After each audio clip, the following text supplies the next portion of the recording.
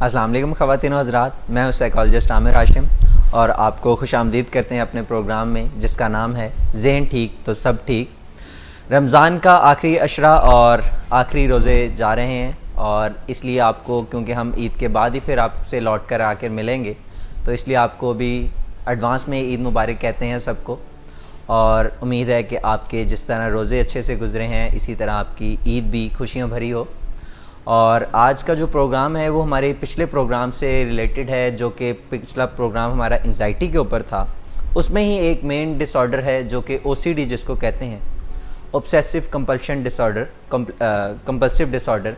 جیسے کہ آپ نے دیکھا ہوگا اکثر لوگوں کو عادت ہوتی ہے کہ وہ اپنا ایک ہی کام کو بار بار ریپیٹ کرتے رہتے ہیں، جیسے کہ اپنے ہاتھ کو بار بار دھونا اور کافی دیر تک دھوتے رہنا، حتیٰ کہ لوگوں کے اسکن پرابلم ہو سکتے ہیں، اپنے گھروں کے لاک بار بار چیک کرنا، اپنے گھروں میں برنرز چولہوں کو بار بار چیک کرنا، اسی طرح دوسرے اور معاملات، کسی بھی ایسے معاملات میں کسی بارے میں شک شبہ یا وہم پڑ جانا کہ یہ کام میرے سے صحیح ہوا ہے اور اس کو بار بار دہرانا، اس کو OCD کہتے ہیں۔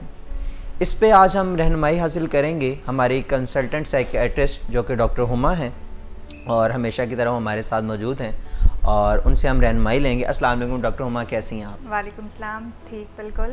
اچھا ڈاکٹر ہما، جیسے کہ میں ابھی بتا رہا تھا کہ لوگوں میں یہ بہت زیادہ پرابلم ہوتا ہے کہ وہ بار بار اپنے ہاتھوں کو دھونا، یہ اکثر مین ایک پرابلم ہے، اس کا سمٹم ہے جو کہ نظر آ رہا ہوتا ہے۔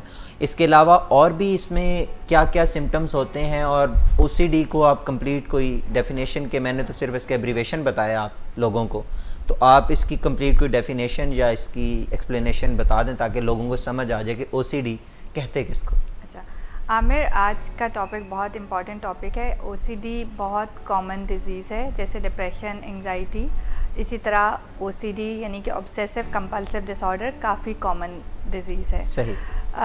OCD کو اردو میں وہموں اور وسوسوں کی بیماری بھی کہا جاتا ہے، جیسے کہ اس کے نام سے ظاہر ہے وہموں اور وسوسوں کی بیماری، تو اس میں کچھ وہم یا خیالات آتے ہیں، ٹھیک ہے۔ اب OCD کو کب OCD کہا جاتا ہے؟ وہ کچھ اس کے خیالات کی کچھ پرٹیکولر چیزیں ہیں جو کہ ہونی چاہیے۔ جب یہ خیالات یا وہم یا وسوسے آتے ہیں تو وہ ایک تو انٹروسیو ہونے چاہیے۔ انٹروسیو یعنی کہ انوائنگ، تنگ کرنے والے، ڈسکسٹنگ۔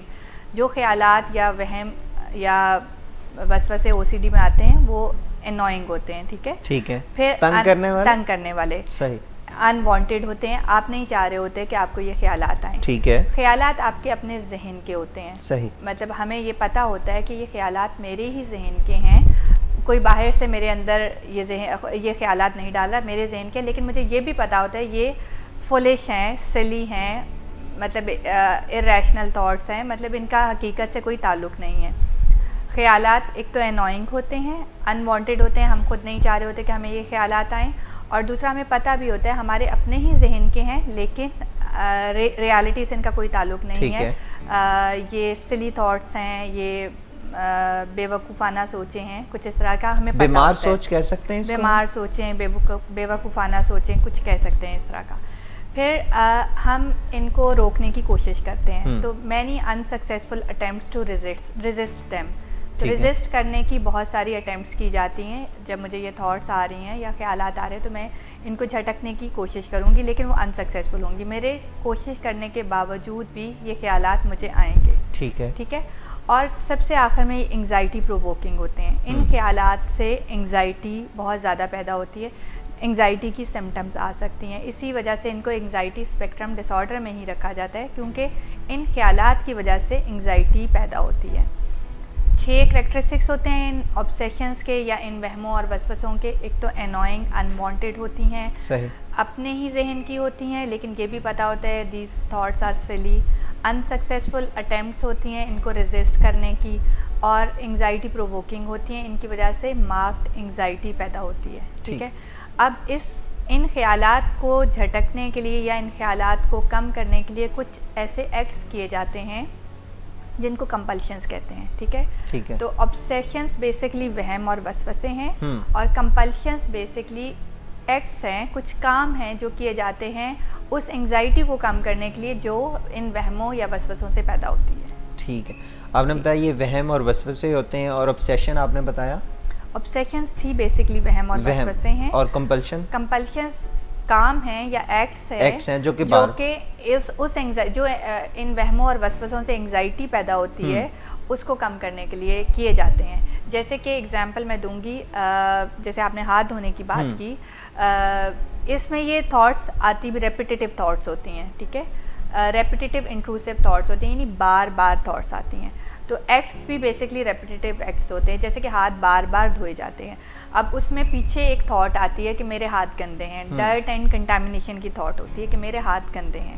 وہ ریپیٹیٹیو تھاٹ بار بار آتی ہے تو آپ پھر ہاتھ بھی ریپیٹیٹیو دھوئے جاتے ہیں, کیونکہ جب یہ تھاٹ آئی کہ میرے ہاتھ گندے ہیں تو اگر جب تک میں نہیں دھوں گی, جب مجھے یہ تھاٹ آ رہی ہے یا مجھے یہ فیل ہو رہا ہے کہ میرے ہاتھ گندے ہیں, تو مجھے انگزائٹی ہو رہی ہے جب تک کہ میں اس کو ہاتھ کو دھو نہ لوں, ٹھیک ہے. تو جب میں ہاتھ کو دھو لیتی ہوں ٹیمپریری اس انگزائٹی میں کمی آ جاتی ہے, ٹھیک ہے. وہ ریپیٹیٹیو ایکٹ بیسکلی شروع ہو جاتا ہے ہاتھ دھونے کا, جو کہ کس وجہ سے ہوتا ہے کہ مجھے تھاٹ آ رہی ہے کہ میرے ہاتھ گندے ہیں. اب میں ہاتھ بار بار دھوتی ہوں تو وقتی طور پہ تو وہ انگزائٹی کم ہو جاتی ہے, لیکن ایک وشیس سرکل چل پڑتا ہے, ٹھیک ہے. بار بار تھاٹ آتی ہے کہ ہاتھ گندے ہیں اور بار بار میں ہاتھ دھوتی ہوں کیونکہ مجھے تھاٹ آ رہی ہے کہ میرے ہاتھ گندے ہیں, میرے ہاتھ صحیح سے صاف نہیں ہوئے. اسی طرح بہت ساری تھاٹس کی قسمیں ہیں جو تھاٹس آتی ہیں. یہ جو مثال آپ بتا رہے ہیں اس کو آپ نے ایکسپلین کیا ہاتھ دھونا, تو اکثر ہم اپنے گرد و نواح میں دیکھتے ہیں کہ لوگ اس طرح کی حرکات میں انوالو ہوتے ہیں کہ گھر میں یا فیملی میں کہیں جاننے والا ہوتا ہے کہ وہ اپنے شاور ٹائم بہت زیادہ اسپینڈ کرتے ہیں ان واش روم, اور جب وہ ہاتھ دھوتے ہیں تو بار بار سوپ کا یوز کرنا. حتیٰ کہ میں نے ایک اپنے پیشنٹ جو کہ ہمارے پاس یہاں پہ گزرے ہیں تو ان کو دیکھا کہ انہوں نے اپنے ہاتھ دھونے کا آبسیشن اتنا زیادہ تھا کہ جب یہاں پر آئے تھے تو ہمیں ان کو اسکن اسپیشلسٹ کے پاس لے کے جانا پڑا تھا, کہ ان کی اسکن یہاں سے بالکل غائب ہو چکی تھی اور میرے خیال سے کوئی پیچھے چیز نہیں تھی سوائے گوشت کے یا اس چیز کے. تو وہ ہاتھ دھو کے, جو میں یہ پوچھنا چاہ رہا ہوں اوریجنل میں, کہ جب وہ بار بار اپنے ہاتھ کو دھو رہا ہے اس سے اس کو ایک چلیں جو بے چینی کی کیفیت ہے وہ کم ہو رہی ہے, لیکن جو وہ پرابلم یا تنگی اس کو بار بار ذہن کو ٹریگر کر رہی ہے, اور پھر وہ اس سے جو پرابلم ہو رہی ہے, درد بھی ہوتا ہوگا جسم میں, لازمی ہے کہ آپ کے ہاتھ پہ ڈرائی ہو جاتی ہے اس کے, تو اس چیز سے کیسے نپٹا جائے؟ اس چیز کا وہ کیا وجہ ہوتی ہے کہ وہ اتنا زیادہ اس درد کو بھی محسوس نہیں کر رہے ہوتے؟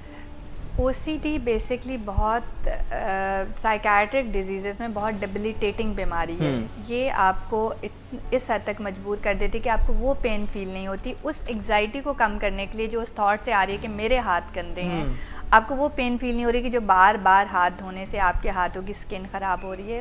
اسی میں نہانا بھی آ جاتا ہے, شاور ٹائم اتنا بڑھ جاتا ہے کہ 3-3, 4-4, 6-6 گھنٹے باتھ روم میں شاور لیتے ہوئے گزر جاتے ہیں کہ جسم صاف نہیں, گھر میں ایونٹ گزر جاتا اور ادھر آپ کا شاور کمپلیٹ نہیں ہوتا. تو بہت ساری اس طرح کی مسئلے ہو جاتے ہیں.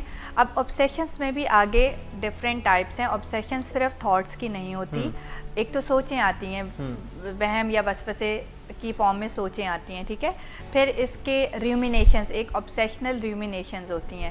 ریومینیشنز بیسکلی ایک بحث چلتی ہے آپ کے ذہن میں, اس میں وہ اینڈ لیس بحث ہوتی ہے. جیسے آپ ٹی وی میں پالیٹکس پہ بحث دیکھتے ہیں جس کا کوئی نتیجہ نہیں نکلتا, آخر میں لڑ کے چلے جاتے, تو وہ آپ کے ذہن میں ایک اینڈ لیس بحث ہوتی ہے چھوٹی چھوٹی دن کی ایکٹیویٹیز پہ, جیسے کہ پانی کا گلاس لانا ہے, کیوں لانا ہے, کس طرح لانا ہے, کیا کرنا ہے, مطلب ٹو اینڈ فرو بحث چلتی ہے جس کا کوئی نتیجہ نہیں لگتا اور نکلتا, اور ایک اینڈ لیس بحث چلتی ہے. یہ ہوتی ہیں آبسیسو ریمونیشنز, جو کہ آپ کے ذہن میں ہی بحث چلتی ہے, ٹھیک ہے. پھر آبسیسو ریچولز ہوتے ہیں.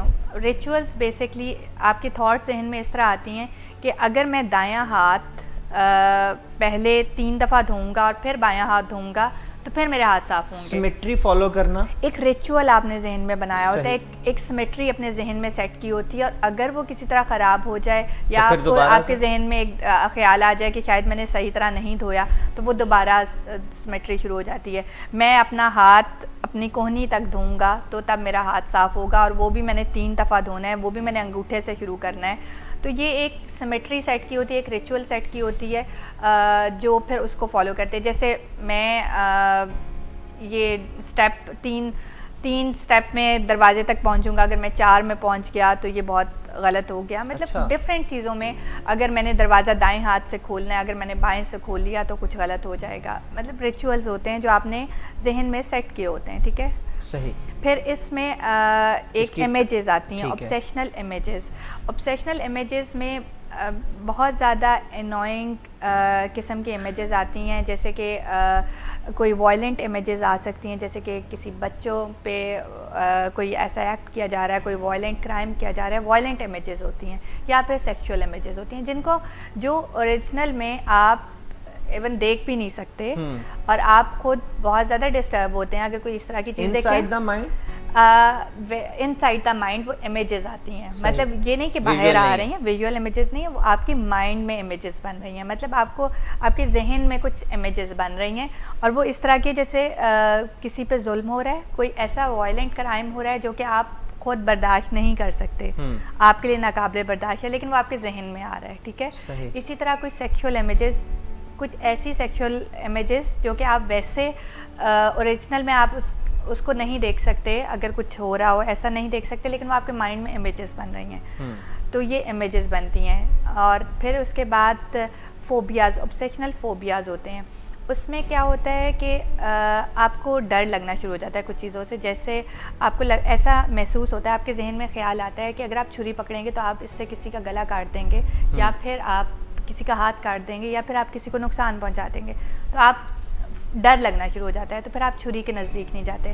آپ کو ایسا لگنا شروع ہو جاتا ہے اگر آپ گاڑی میں بیٹھیں گے تو آپ گاڑی اگر ڈرائیو کریں گے تو کسی کا ایکسیڈنٹ کر دیں گے, کسی بچے کو نیچے دے دیں گے, کسی جگہ مار دیں گے, آپ گاڑی ڈرائیو نہیں کر سکتے. میں نے تو اپنے ایک جاننے والے کو دیکھا کہ گھر میں آئے تو ہم نے ان کو کہا, گیسٹ تھے تو بیٹھنے کا کہا, تو وہ اٹھ پڑے نا, کہتے کائنڈلی آپ میرے سے سیٹ سوئچ, یا کسی اور کو کہہ رہے کوئی سیٹ سوئچ کر لے کیونکہ گیسٹ کافی زیادہ. تو ہم نے کہا کیا ہوا, اس کو کوئی مسئلہ ہے؟ تو میں ادبن ادھر بیٹھ گیا اور وہ ادھر بیٹھ گئے. تو بعد میں جب میں نے غور کیا یا ان سے پوچھا تو انہوں نے کہا یہ جو اوپر پنکھا لگا ہوا ہے نا, یہ مجھے لگتا ہے یہ میرے اوپر گر جائے گا اگر میں اس کے نیچے بیٹھوں. ہاں, اب یہ سارا بھی اس طرح کی تھاٹس آنا اور پھر اس کی وجہ سے اس چیز کو ایوائڈ کرنا, تو یہ آبسیشنل امپلسز, آبسیشنل فوبیاز ہوتے ہیں. اس کے ساتھ آتے ہیں آبسیشنل امپلسز.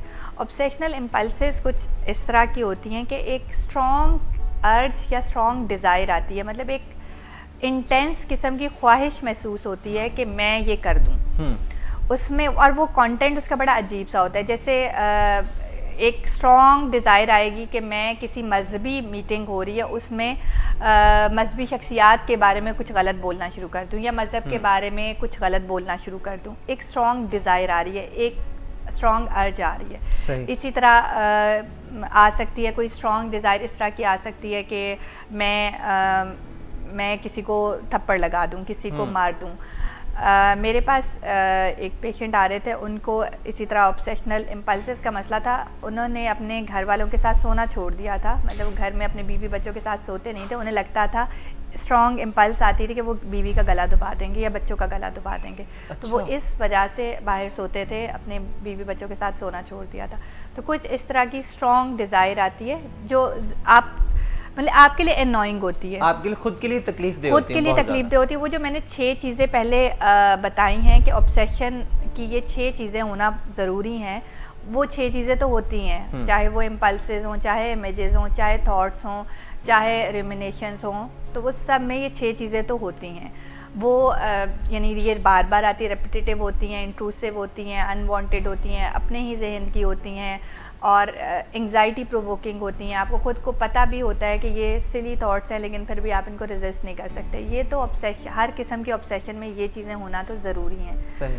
پھر فردر چاہے وہ امیجز ہوں, چاہے تھاٹس ہوں, چاہے امپلسز ہوں. اس کو ٹائپس کہیں گے کہ ٹائپس اس کی کچھ اور ہوں گی؟ او سی ڈی یہ آبسیشنس کی فردر ٹائپس ہیں کہ آبسیشنس کس قسم کی ہو سکتی ہیں. او سی ڈی نہیں, او سی ڈی کمپلیٹ جو ہے وہ آبسیسو کمپلسو ڈس آرڈر ہے, ٹھیک ہے.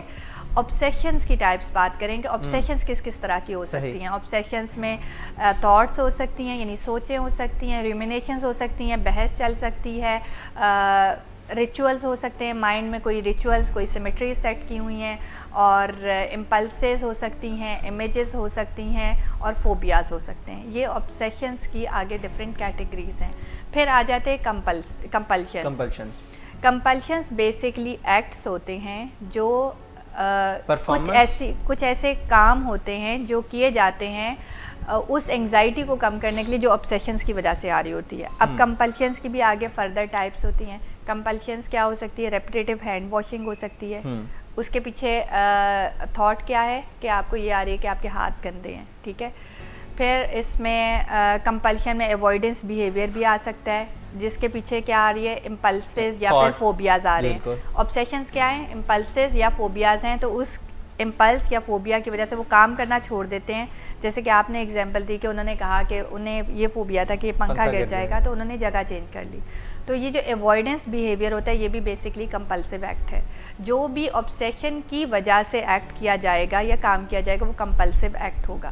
اب اس میں تالے کنڈیاں آپ نے شروع میں بات کی, تالے بار بار چیک کرنا کہ گھر کا دروازہ لاک ہو گیا ہے کہ نہیں, بار بار چیک کرنا.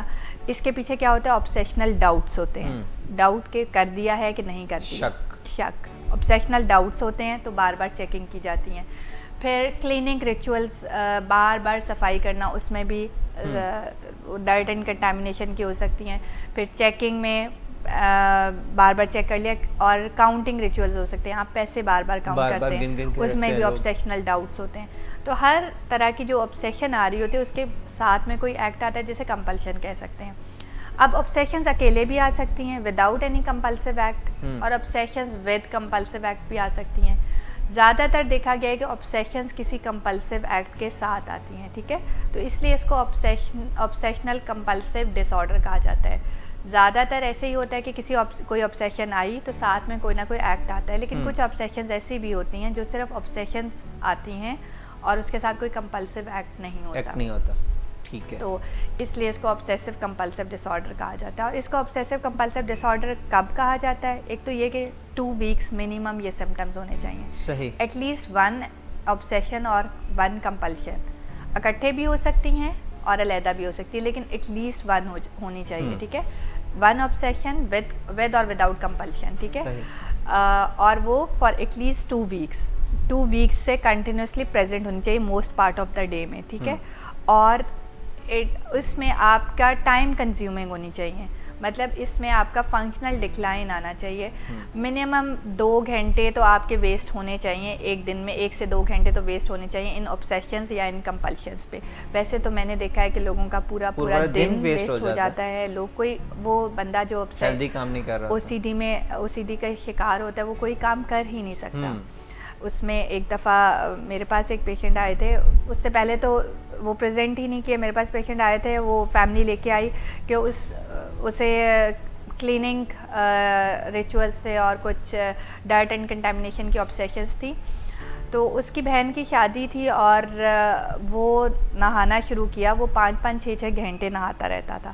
تو جب اس نے نہانا شروع کیا سب نے اسے بڑا بلایا, وہ واش روم میں ہے اور بارات نکل گئی, وہ نہاتا ہی رہا. اب بہت زیادہ آبویس ہوا, سب لوگوں کی نظر میں آیا کہ بھائی گھر پہ موجود ہے اور نہا رہا ہے اور بہن کی بارات میں شریک نہیں ہوا, تو آپ اس کو کسی کو دکھائیں. پھر وہ اس کو ڈاکٹر کے پاس لے کے گئے. مطلب اتنا سویئر لیول پہ جا چکا تھا. نہیں دیتے اس پہ, بالکل اس پہ کہ اس کے ساتھ چلنا شروع کر دیتے ہیں. ہاں, یہ بڑا صفائی پسند ہے, تو وہ اس کو شروع میں کافی اس کو اگنور کیا جاتا ہے جب تک کہ مارکڈ فنکشنل ڈکلائن نہیں آ جاتا. 2-3 گھنٹے ضائع ہو جاتے, کوئی بات نہیں, مطلب چلو صاف ستھرا رہ رہا ہے زیادہ. یا پھر اس میں کچھ آبسیشنز جو ہے نا, آبسیشنز کا کانٹینٹ بھی بڑا ڈفرینٹ ہوتا ہے. ایک تو یہ کہ ڈرٹ اینڈ کنٹامینیشن کی آبسیشنز ہوتی ہیں. صحیح. ڈرٹ اینڈ کنٹامینیشن کی آبسیشن کے ساتھ کمپلشن آ جاتی ہے, جس میں ہینڈ واشنگ یا انکریز ٹائم ان واش روم آ جاتا ہے, جس میں پتہ چل جاتا ہے. ایک آبسیشن بلاسفیمک آبسیشنز آتی ہیں. بلاسفیمک آبسیشنز آتی ہیں کہ مذہب کے بارے میں بہت عجیب و غریب خیالات آتے ہیں. اب یہ پیشنٹ خود کے لیے بھی بہت ڈسٹریسنگ ہوتا ہے اور یہ پیشنٹ خود کسی کو بتاتا بھی نہیں ہے. بلاسفیمک آبسیشنز کافی کامن ہیں, لیکن اس کا کنٹینٹ ایسا ہوتا ہے کہ ہمارے ہاں تو ویسے ہی لوگ تیار بیٹھیں گے کہ دائرہ اسلام سے خارج کر دیا جائے کسی کو بھی, اور کافر قرار دے دیا جائے, اور کوئی فتویٰ لگا دیا جائے, یا کوئی ایسی سزا دے دی جائے کہ بس جیسے وہ, مطلب بہت ساری ایسی چیزیں ہیں جس کے ڈر سے یہ لوگ نہیں بتاتے کہ ان کو ریلیجیس آبسیشنز آ رہی ہیں. بلاسفیمک آبسیشنز آ رہی ہیں, ایسی تھاٹس آ رہی ہیں مذہبی شخصیات کے بارے میں یا مذہب کے بارے میں جس کے بارے میں وہ خود بھی بہت پریشان ہیں, خود بھی بہت ڈسٹریس میں ہیں, لیکن وہ بتا بھی نہیں سکتے. پھر دوسرا اس میں سیکشول آبسیشنز بھی آتی ہیں, اس سے بھی وہ بھی بہت ڈسٹریسنگ ہوتی ہیں اور اس کو بھی بتایا نہیں جا سکتا. لوگوں کے لیے بہت مشکل ہوتا ہے یہ چیزیں بتانا, کسی اور سے ڈسکس کرنا. تو زیادہ تر جو اگر اس طرح کی آبسیشنز آ رہی ہیں, اگر ڈرٹ اینڈ کنٹامنیشن کی آ رہی ہیں وہ تو سامنے آ جائے گا ہینڈ واشنگ کے اس فارم میں اور وہ بتا بھی دیا جاتا ہے. لیکن یہ جو سیکشول آبسیشنز ہیں یا پھر ریلیجیس آبسیشنز ہیں, یہ ڈپریشن کے ساتھ یا سوسائڈ کے ساتھ پریزنٹ ہوتے ہیں, کیونکہ یہ اتنے تنگ آ چکے ہوتے ہیں اپنی اس بیماری سے کہ ڈپریشن مارکڈ ڈیولپ ہو چکا ہوتا ہے ان میں, اور پھر ساتھ میں یہ سوسائڈ تک یا سیلف ہارم تک پہنچ چکے ہوتے ہیں. تو تب یہ پریزنٹ ہوتے ہیں کسی سائیکیاٹرک فیسلٹی میں, تب بھی ملٹیپل انٹرویوز کے بعد پتہ چلتا ہے کہ پیچھے جو ہے وہ سیکشول یا ریلیجیس آبسیشنز پڑی تھی, جس کی وجہ سے وہ پیشنٹ تنگ ہو رہا تھا اور وہ کسی سے ڈسکس نہیں کر پا رہا تھا. اب ڈپریشن کی بیسکلی پیچھے وجہ آبسیشن پڑی ہیں, جو کہ آبسیشن بھی ریلیجیس اور سیکشول آبسیشنز ہیں. اچھا مس, آپ نے اتنا کافی طویل اور کافی ڈیٹیل میں بتایا ہمارے آڈینس کو, تو میں یہ پوچھنا چاہوں گا کہ او سی ڈی ہوتی کس وجہ سے, کہ مین وجہ کیا ہے اس کی؟ او سی ڈی کی ڈفرینٹ وجہ ہیں. ساری سائیکیاٹرک ڈیزیزز کی طرح یہ بھی ملٹی فیکٹوریل بیماری ہے. اس کو انگزائٹی اسپیکٹرم ڈس آرڈرز میں رکھا جاتا ہے. انگزائٹی کی پچھلے پروگرام میں ہم نے وجہ ڈسکس کی تھی. ہاں جی بالکل کی تھی ہم نے, کافی زیادہ اس کے بارے میں, انگزائٹی کے بارے میں بتایا تھا کہ انگزائٹی کا کیا ہے. ہاں جی, اس میں بھی اس کا ایک تو جینیٹک رول ہے. جینیٹک رول ہے. او سی ڈی اگر فیملی میں ہے تو فرسٹ ڈگری ریلیٹیوز میں 4 ٹائمز ہونے کے چانسز ہیں, یعنی کہ اگر پیرنٹس کو ہے تو بچوں کو 4 ٹائمز زیادہ ہونے کے چانسز ہیں او سی ڈی. ٹھیک ہے, صحیح. پھر دوسرا دیکھا گیا ہے کہ اگر ٹوینس میں سے بھی ایک ٹوین کو ہے تو دوسرے ٹوین میں ہونے کے زیادہ چانسز ہیں, تو ریلیٹ کر سکتا ہے. تو اس کا مطلب ہے جینز کا ڈیفینیٹ رول ہے. جینز اس کی کچھ او سی ڈی کی جینز ہیں جو آگے جنریشن میں ٹرانسمٹ ہوتی ہیں. پھر انوائرمنٹ کا بھی اس میں رول آتا ہے. دیکھا گیا ہے کہ اگر پیرنٹنگ تھوڑی ہارش رہی ہو, بچپن میں ہارش پیرنٹنگ رہی ہو, کچھ پیرنٹس ہوتے بہت اتھارٹیٹیو, پیرنٹنگ کی ڈفرینٹ ٹائپس ہیں, ایک اتھارٹیٹیو اور اتھارٹیرین پیرنٹس ہوتے ہیں. اتھارٹیرین پیرنٹس جو ہوتے ہیں وہ بیسکلی کمپلیٹ سبمیشن مانگتے ہیں اپنے بچوں سے, وہ ان کی بچوں کی کوئی بات نہیں سنتے, بہت سختی کی جاتی ہے.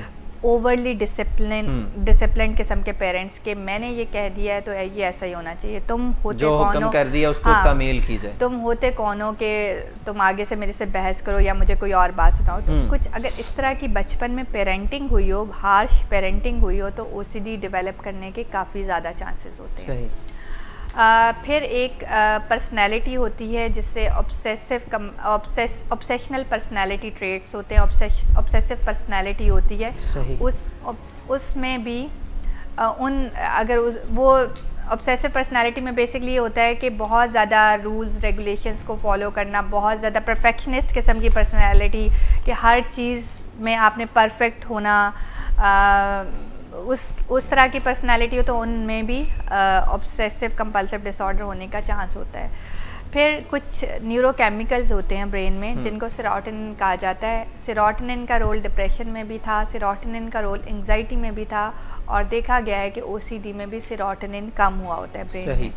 تو اگر سیروٹونن کم ہوا ہوتا ہے تو اگر باہر سے سیروٹونن کی مقدار پوری کی جائے تو او سی ڈی کی سمٹمس بہتر ہو جاتی ہیں. تو سیروٹونن کم ہوا ہوتا ہے. پھر ساتھ میں یہ دیکھا گیا ہے کہ کچھ برین کے اسٹرکچرل ڈس آرڈرز ہیں, اس میں بھی او سی ڈی پایا جاتا ہے. برین کے اسٹرکچرز میں بھی کچھ چینجز آتی ہیں, اس میں ایک فرنٹل کارٹیکس میں کچھ چینجز آتی ہیں, اور جو کہ ہمارا ڈیسیجن میکنگ والا ایریا ہوتا ہے, جو ہمارے ایگزیکٹو فنکشنز کر رہا ہوتا ہے, جو اچھے سوچنے سمجھنے والے اسکلفل سارے کام کر رہا ہوتا ہے, وہ فرنٹل کارٹیکس ہوتا ہے. تو اس میں کمی دیکھنے میں آئی ہے. پھر ایک اسٹرائیٹم ہوتا ہے جو کہ موومنٹ ریلیٹڈ, جو موومنٹ اور ایموشنز کو کنٹرول کر رہا ہوتا ہے, تو اس میں بھی کچھ ڈسٹربنس دیکھنے میں آئی ہے, جس کی وجہ سے یہ نظر آتا ہے کہ یہ برین کی اسٹرکچرل چینجز کے بعد بھی او سی ڈی ڈیولپ ہو جاتا ہے. اسی طرح اگر کوئی ٹرامیٹک برین انجری ہوئی ہو, جیسے کہ کوئی ایکسیڈنٹ ہوا ہو یا پھر کوئی لیٹر ایج میں کوئی برین میں جیسے برین کی شریانیں سکڑ جاتی ہیں, خون کی کمی سے بھی کچھ چینجز آ جاتی ہے, تو ان میں بھی او سی ڈی ہونے کے چانسز ہوتے ہیں. اس طرح کے سمٹمز, او سی ڈی لائک سمٹمز وہ ڈیولپ کر سکتے ہیں.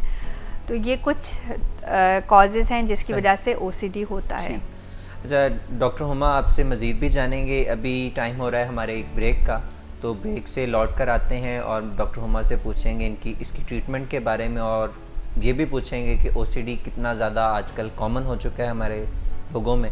تو بریک پہ جاتے ہیں, آ کے ملتے ہیں. ہماری یونیورسٹیوں میں اور تعلیمی دستگاہوں میں نشے کی بیماری ایک وبا کی طرح پھیلی ہوئی ہے. کسی یونیورسٹی کو ڈرگز سے پاک کرنا اگرچہ کانٹوں سے بھرا ہوا رستہ ہے, لیکن اس کی منزل بڑی خوبصورت ہے. یونیورسٹی انتظامیہ والدین کے ساتھ ایک بہت ہی پلیزنٹ گٹھ جوڑ کر کے اپنے بچوں کی فلاح و بہبود کا راستہ ہموار کر سکتے ہیں. اگر یونیورسٹی میں روزانہ 10 لوگوں کا یورین سیمپل ہم لیتے ہیں, اور اگر کوئی یورین سیمپل نہیں دیتا تو اسے گھر جا کے دوبارہ سوچنے کا موقع دیتے ہیں, تو 6 مہینے بعد ہم اس پروگرام کو ایک سٹیپ اور آگے بڑھا سکتے ہیں. کچھ ایسے اسٹوڈنٹس کا بھی یورین سیمپل لیں کہ جو اس بیلٹنگ میں تو نہیں آتے, لیکن ان کے طور اتوار ایسے ہیں, ان کے سمٹمز ایسے ہیں کہ جس سے کالج انتظامیہ کو شبہ ہوتا ہے, اور وہ 10 کے ساتھ 2 اور ایڈ کر دیں, جیسے کہ گریڈز کا نیچے آنا, اور پچھلے سیمیسٹر کی نسبت اگلے سیمیسٹر میں جو کامیابی ہے وہ کم درجے کی ہونا, اور ڈراسٹک ڈفرینس ہونا. بہت ساری چیزیں اس میں فزیکل اپیرنس سے ریلیٹڈ بھی ہیں, جیسے کسی کا وزن ایک دم بہت زیادہ گر جانا, یا کسی کا وزن بہت زیادہ بڑھ جانا, کسی کی اٹینڈنس میں جو ہے وہ ایک بہت زیادہ چینج آپ کو نظر آئے کہ اچانک سے وہ بہت زیادہ عرصے کے لیے غائب ہے. کیا وہی اسٹوڈنٹس جو ڈرگ یوز کرتے ہیں وہ ڈرگ پشر بھی بن جاتے ہیں؟ بالکل. آپ ایسا نہ سوچیں کہ کسی یونیورسٹی میں جو منشیات کی سپلائی ہوتی ہے وہ ڈرگ ڈیلر کر رہے ہوتے ہیں جو باقی سوسائٹی میں کر رہے ہوتے ہیں. یونیورسٹی میں جو اسٹوڈنٹس ہیں وہ ایک دوسرے کے ساتھ تعاون کے نام پہ, ایک دوسرے کے ساتھ دوستی کے نام پہ یہ دغا کر رہے ہوتے ہیں. کئی دفعہ اپنا خرچہ نکالنے کے لیے بھی, اپنا ڈرگ کا خرچہ نکالنے کے لیے. تو جو ابتدائی طور پر جیسے کوئی 2016 میں ڈرگ یوز شروع کرتا ہے, 2017 میں ڈرگ یوز ڈس آرڈر میں چلا جاتا ہے, 2018 میں وہ ایڈکشن میں چلا جاتا ہے, تو سمجھ لیں کہ 2019 میں وہ ڈرگ ڈیلر ہے.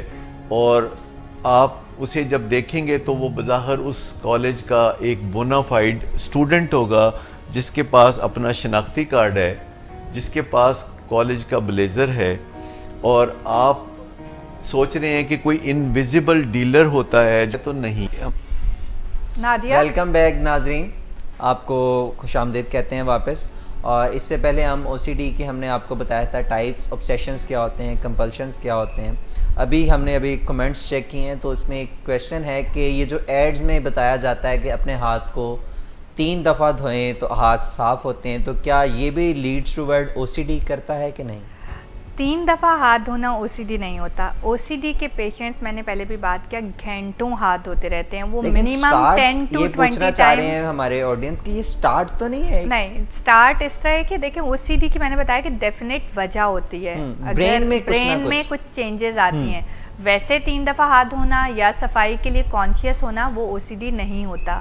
او سی ڈی تب کہا جاتا ہے جب گھنٹوں ہاتھ دھوئے جاتے ہیں, 10 سے 15 دفعہ ہاتھ دھوئے جاتے ہیں, اور اس میں 1 سے 2 گھنٹے آپ کا ٹائم لگنا چاہیے, اتنا ٹائم ویسٹ ہوتا ہے. پھر آپ کا فنکشنل ڈکلائن بھی آتا ہے, مطلب جو کام آپ کر رہے ہیں, جو ڈیلی لائف کی ایکٹیویٹیز ہیں, پڑھنا ہے, اسکول جانا, کالج جانا, کوئی جاب کرنا, اس میں ڈکلائن آنا شروع ہو جاتا ہے.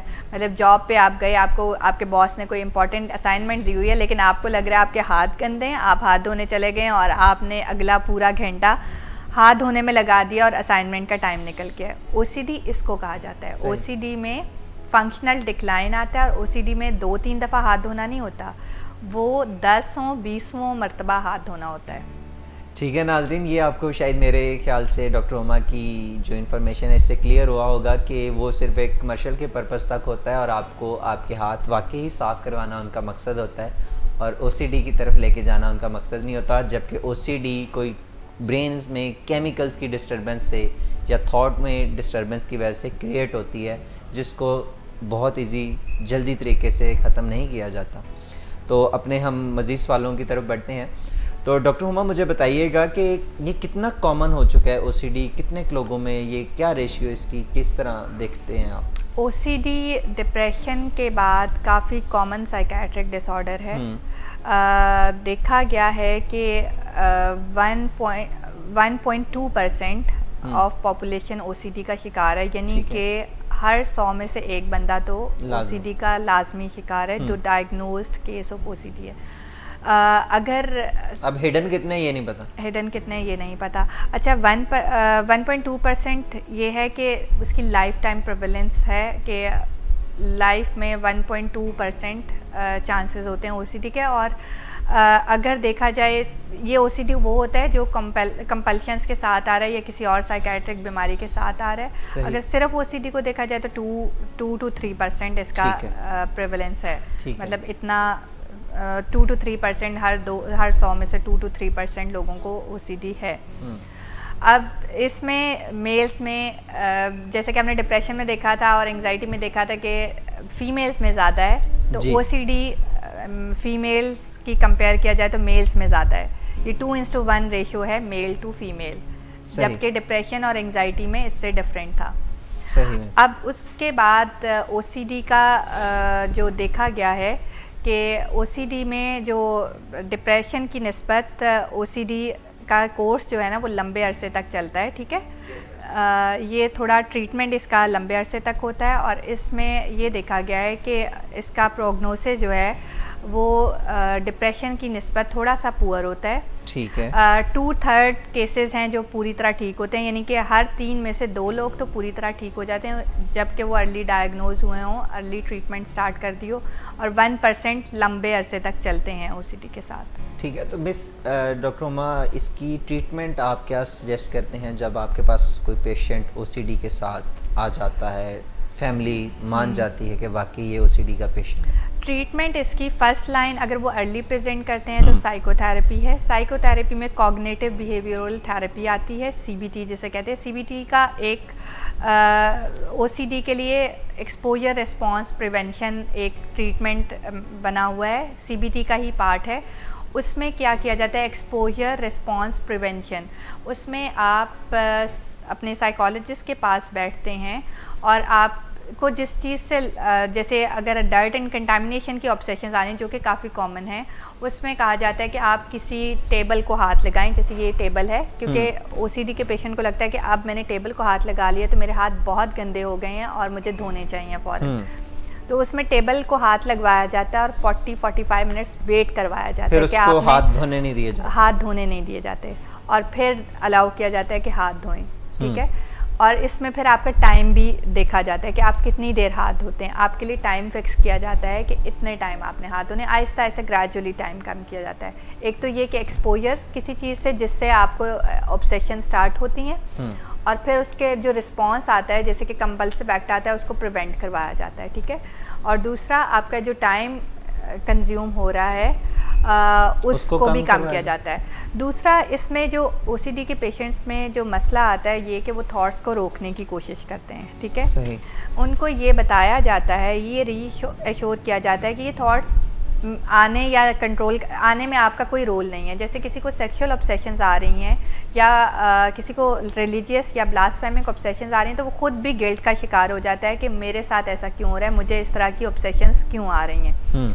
تو اس کو اس گلٹ سے نکالا جاتا ہے کہ اس میں اس تھاٹس کے آنے میں آپ کا کوئی قصور نہیں ہے، یہ ایک ذہنی بیماری ہے، آپ کے برین میں کچھ کیمیکلز ڈسٹرب ہوئے ہیں جس کی وجہ سے یہ تھاٹس آپ کو آ رہی ہیں، اس میں آپ کا کوئی رول نہیں ہے، آپ نے ان تھاٹس کو روکنے کی کوشش نہیں کرنی۔ اس کی ایگزامپل میں اس طرح دیتی ہوں، جیسے میں ابھی آپ کو کہوں کہ آپ نے نہیں سوچنا ایک سفید رنگ کے ہاتھی کے بارے میں، تو ابھی آپ کے ذہن میں ایک سفید رنگ کا ہاتھی آ رہا ہوگا، تو جس چیز کو آپ روکنے کی کوشش کرتے ہیں نا وہ اور زیادہ انٹینسٹی سے آتی ہے۔ تو آبسیشنز کو روکنے کی کوشش نہیں کرنی، تھاٹس کو آنے دینا ہے۔ تھاٹس آپ کو پتہ ہے کہ آپ کے اپنے مائنڈ کی ہیں لیکن اس پہ آپ کا کوئی کنٹرول نہیں ہے، تو تھاٹس کو روکنے کی کوشش نہیں کرنی، ان کو آنے دینا ہے۔ صحیح. تو یہ 2-3 ٹیکنیکس ہیں جو سائیکولوجیکل ورک اپ میں کیا جاتا ہے. اس کے تقریباً 15 to 20 سیشنز ہوتے ہیں جو کہ آپ کو ریگولر آنا پڑتا ہے. آپ کی سائیکالوجسٹ یا آپ کا سائیکالوجسٹ آپ کو ریگولر ہیلپ آؤٹ کرتا ہے کہ ان کو آبسیشنز کو اوور کم کس طرح کرنا ہے. صحیح. دوسرا اس کی میڈیکل ٹریٹمنٹ ہے. جیسا کہ میں نے پہلے بات کی کہ یہ سیروٹونن کم ہونے سے ہوتا ہے. برین میں سیروٹونن کم ہوتا ہے جس کی وجہ سے او سی ڈی ڈیولپ ہوتا ہے. تو باہر سے سیروٹونن والی دوائیاں دی جاتی ہیں. ٹھیک ہو گیا. اب اگر تو انیشیل سٹیج پہ ہے جس میں سیروٹونن بہت زیادہ کم نہیں ہوا اور بہت انیشیلی آپ آ گئے ہیں تو تب تو صرف سائیکو تھراپی ہی ہیلپ آؤٹ کرتی ہے. لیکن اگر تھوڑا ٹائم لے لیا ہے آپ نے آنے میں تو پھر آپ کو سائیکو تھراپی کے ساتھ ساتھ میڈیکل ہیلپ بھی لینی پڑتی ہے. اور کبھی کبھار تو صرف میڈیکیشن کی ہی ہیلپ چاہیے ہوتی ہے کہ سائیکو تھراپی انیشلی کام نہیں کرتی کیونکہ بہت لمبے عرصے تک یہ تھاٹس آتی رہیں, یہ آبسیشنز آتی رہیں تو وہ سم ٹائم ایسا ہوتا ہے کہ وہ بہت اسٹرانگ ہو جاتی ہیں اور وہ بلیف بن جاتے ہیں. آپ کو لگنا شروع ہو جاتا ہے کہ شاید یہ ایسا ہی ہے, بدل جاتا ہے. تو وہ ڈیلوژنس بن جاتے ہیں. ڈیلوژنس پہ ہم کسی اور پروگرام میں ڈیٹیل میں بات کریں گے. لیکن جب اسٹرانگ بلیف بن جائے, فالس بلیف بن جاتے ہیں جس کو آپ جسٹیفائی نہیں کر سکتے, جس کو آپ چینج نہیں کر سکتے, ریالٹی بتا کے اس کو چینج نہیں کر سکتے, تو اس کو ڈیلوژن کہتے ہیں. ٹھیک ہے. تو جب بہت لمبے عرصے تک او سی ڈی چلے تو ان کے جو تھاٹس ہوتی ہیں, جو آبسیشنز ہوتی ہیں, وہ بلیفس میں کنورٹ ہو جاتی ہیں اور تب یہ ریزسٹنٹ او سی ڈی بن جاتا ہے. ٹھیک ہے. تب اس کو دوائیوں کی اشد ضرورت ہوتی ہے. یہ سائیکو تھراپی کے بس کی بات نہیں رہتی پھر.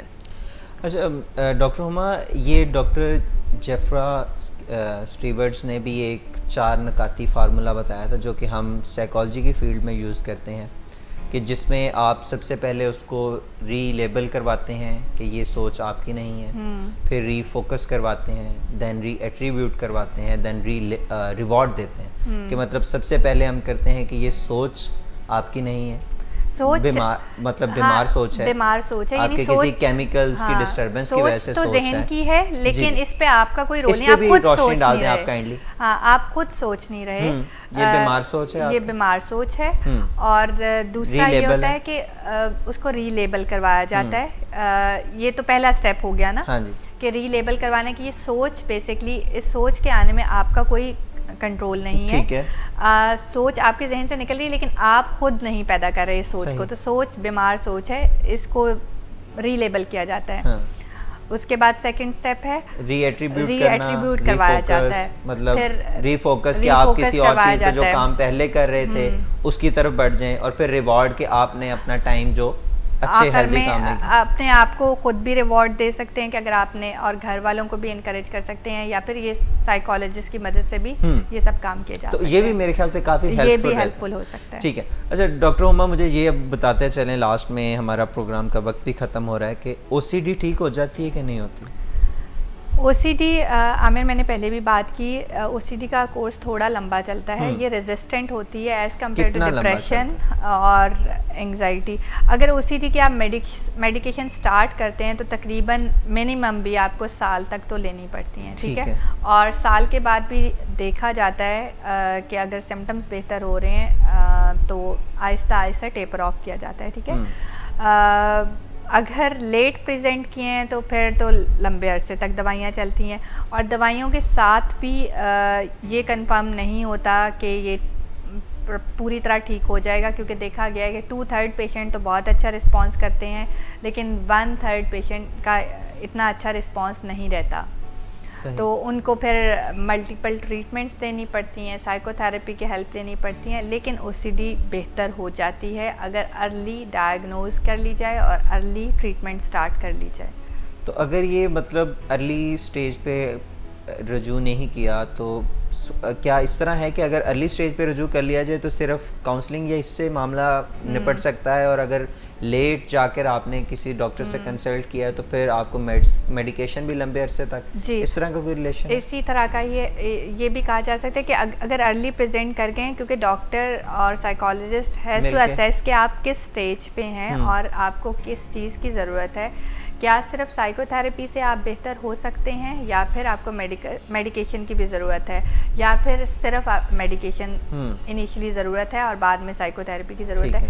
تو یہ doctor and psychologist has to assess دس اور اس کے بعد فردر فیصلہ ہو سکتا ہے اس چیز کا. تو انیشیل تو یہی ہے کہ آپ نے اپنے کسی سائیکالوجسٹ یا کسی سائیکیٹرسٹ کو دکھانا ہے, اپنی کنڈیشن کے بارے میں بتانا ہے, کیونکہ اس میں آپ کا کوئی قصور نہیں ہے. یہ ایک ذہنی بیماری ہے جو برین میں کچھ کیمیکلز کے آگے پیچھے ہونے سے ہوتی ہے, برین کی کچھ اسٹرکچرل چینجز کی وجہ سے ہوتی ہے. اس میں آپ کو گلٹ کا شکار ہونے کی ضرورت نہیں ہے اگر آپ کو ایسی تھاٹس آ رہی ہیں, کیونکہ یہ تھاٹس آپ کی خود کی پیدا کردہ نہیں ہیں, آپ خود ان تھاٹس کے ذمہ دار نہیں ہیں, یہ خود سے آ رہی ہیں. تو ان تھاٹس کی وجہ سے خود کو ذمہ دار ٹھہرانا یا یہ سمجھنا کسی گناہ کی سزا مل رہی ہے یا کسی قسم کے پچھتاوے کا شکار ہونے کی ضرورت نہیں ہے, بلکہ اس کا علاج کروانے کی ضرورت ہے. علاج ممکن ہے اور علاج ممکن ہے اور علاج کروانا چاہیے. اچھا ڈاکٹر ہما, اس کے ساتھ ہی آج کے پروگرام سے اجازت چاہیں گے اور ناظرین آپ کو پھر آخر میں ایک دفعہ بتاتے چلیں کہ اگر آپ کے گرد و نما میں کوئی ایسے لوگ موجود ہیں آپ کے عزیز و قارب جو کہ نارمل روٹین سے ہٹ کر کچھ ایسا کام کر رہے ہیں کہ تالوں کو بار بار چیک کرنا, اپنے کام میں بہت زیادہ پریشانی لے لینا اور اپنے ہاتھوں کو بار بار دھونا اور شاور کا بہت زیادہ ٹائم سپینڈ کرنا, تو کائنڈلی ایسے لوگوں کو وقت سے پہلے, تاکہ لیٹ نہ ہو جائیں آپ یا ایسے مزید مسئلے میں نہ پڑ جائیں, تو وقت سے پہلے کسی سائیکیٹرسٹ سے رجوع کریں, سائیکالوجسٹ سے رجوع کریں, تاکہ آپ کا اپنا پیارا آپ کے پاس صحیح سلامت رہے. اسی پوائنٹ کے ساتھ آج اجازت چاہتے ہیں اور عید کے بعد آپ کی خدمت میں دوبارہ حاضر ہوں گے. ابھی آپ کو عید مبارک اور اللہ حافظ.